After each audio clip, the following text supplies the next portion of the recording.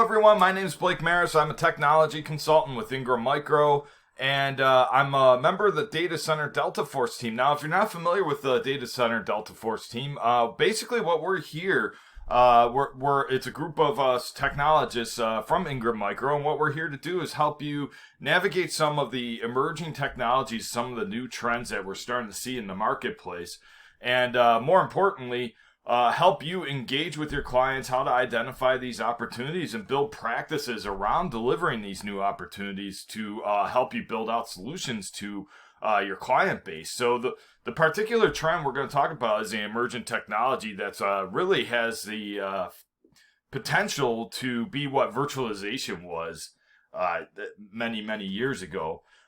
It's not a new technology, but it's a emerging trend. And more importantly, what we're going to talk about is what are some of the key drivers that's causing this technology to emerge even more mainstream. And more importantly, how to identify and deliver those solutions to your client base. So in order to understand this, what's driving the need for application modernization, right? It usually starts with some kind of problem. And if you think about the way applications have been developed up until now, until recently, a vast majority of your legacy applications that are out there are very rigid and very vertical. So if, let's say I'm a programmer, right? I'm writing a code and essentially I'm writing it now that different from a book, right? I'm writing it from top to bottom, right? And what that does is it creates a bunch of dependencies in your code base, and that can be pretty difficult, especially as apps need to be modernized, because you essentially almost have to do an overhaul of that application. And it also, after a while, you get something like you see on the right hand of your screen. You end up with a library full of books when you're doing that. Now, picture that library of books, only those books need to, if you pull one book from that shelf, right, the whole library, the whole bookshelf just collapses on you.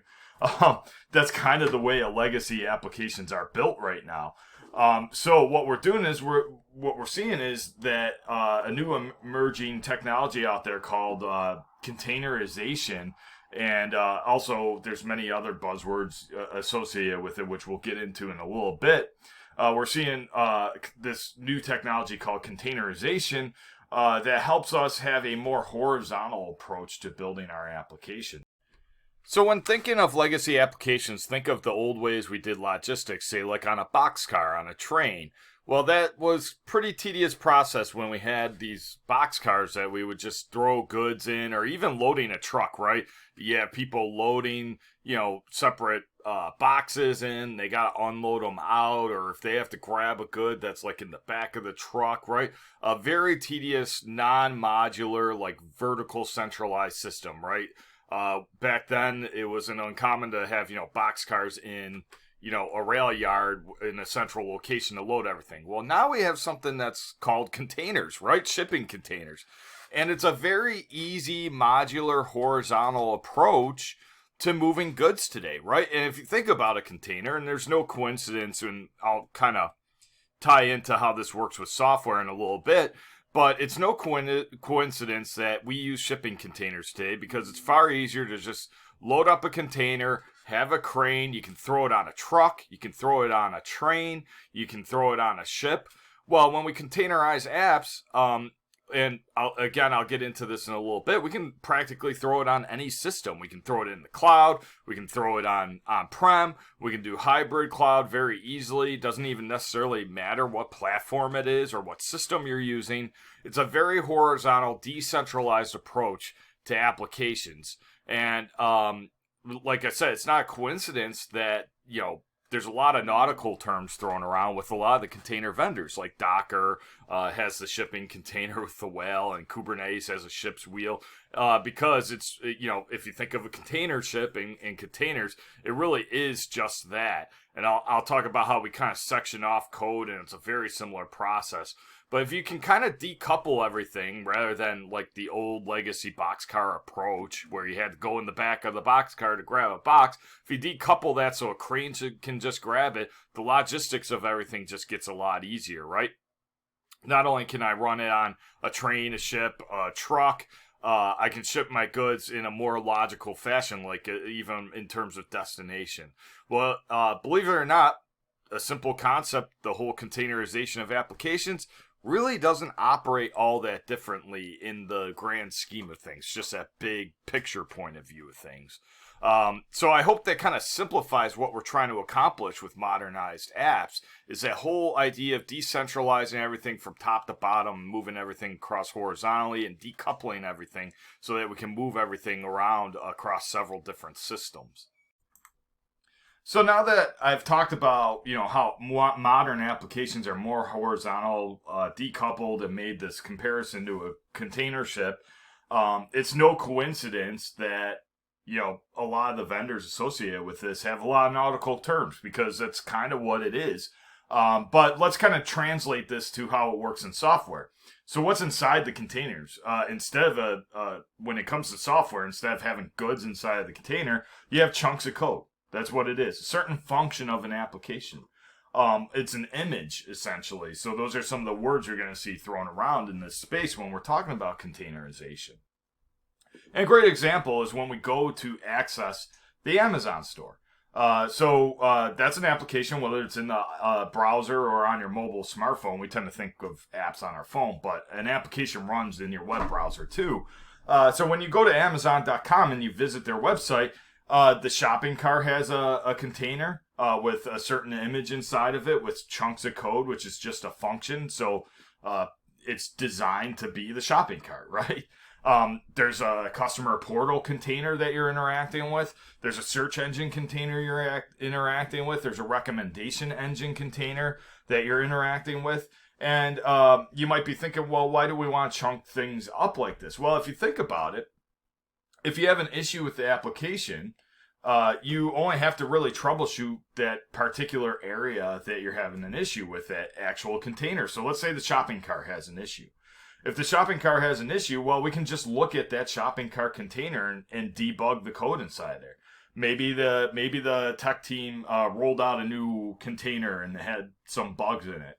Well, maybe we could pull that container down and put the last backup of that container we have and throw that up that we know works and be able to restore that container. Now, I hope that would never happen in a production environment, but it might happen in a test environment, right?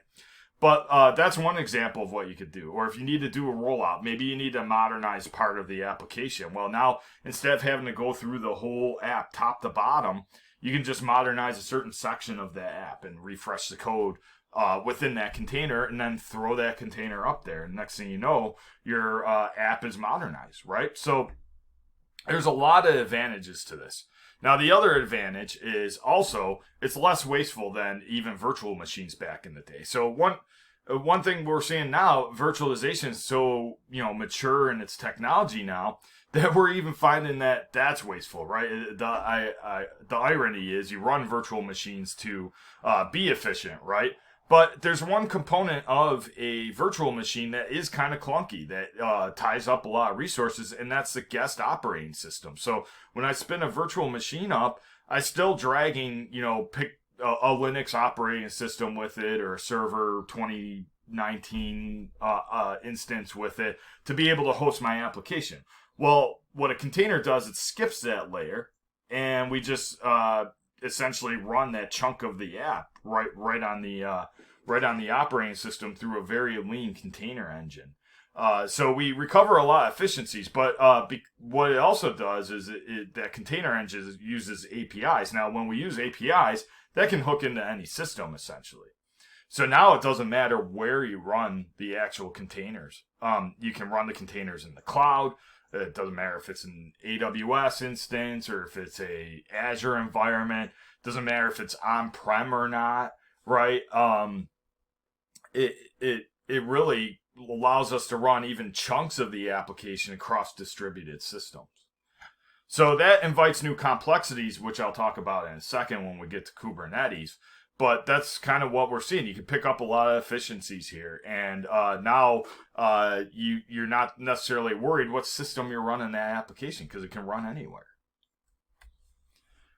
So one major player, one major vendor, and there's others out there, is Docker. So one key word you're going to pick up, if any customer or end user talks about Docker, they're automatically talking about containers. And this is probably the dominant one in the industry. It simplifies running an app inside of a container. It essentially allows you to wrap those codes into container. And it takes the application code and packages it into an image, which is a container, essentially. Now, there's other vendors that definitely do it. So you'll see a lot of vendors have a Kubernetes tie to it, and they have a way to make your own containers in their platform. So don't think that Docker, by any means, is the only one out there. We carry a wide variety of vendors that can do this as well, but Docker's just the common one that you may pick up on. Kubernetes is huge. Now, like I said, there's new complexities with this. Now we have containers running across distributed systems, right? They're running everywhere. Well, how do we need to manage that, right? So if we have thousands of containers sprawled out all over cloud environments, some of my containers are in the cloud, some of my containers are on-prem, they're sprawled out across many different systems. Well, we need a management and orchestration platform to manage all that. And Kubernetes is what does that. So it tells containers where to run, how many are needed, and monitors resources that are available to the containers. So for example, let's say applications getting a ton of web traffic, getting bogged down. Kubernetes will spit up another container for essentially more horsepower. Not all that different from what we see from like cloud bursting, etc. So Kubernetes is a big one. There's a lot of vendors that interact with Kubernetes that simplify this even further than Kubernetes does. Like, for example, OpenShift, VMware, all these different vendors are interacting with Kubernetes. And it's not uncommon that you're going to see a lot of these vendors, including even some hardware vendors, actually bringing up Kubernetes a lot because they have their own spin on it and they allow you to manage it even more effectively than just native pure Kubernetes has. So what are some keywords? How are you going to identify this trend? When your customers start first of all, your end user, if they have an application, that's the first identifier that's clunky. If they have a legacy application that's giving them problems, that's the first, I would say, conversation starter. Then also, do they have an app development team? Are they partnering with someone that has an app development team? Or maybe your company has an app development team. That's another key driver for this. But also, some key words you hear in the industry is microservices. And we talked about microservices, believe it or not. That's that whole concept of, breaking the application apart into different services, right? The Amazon web pages, that's an example of microservices, right? Another big one, of course, is containers. We talked a lot about that. And then there's cloud native.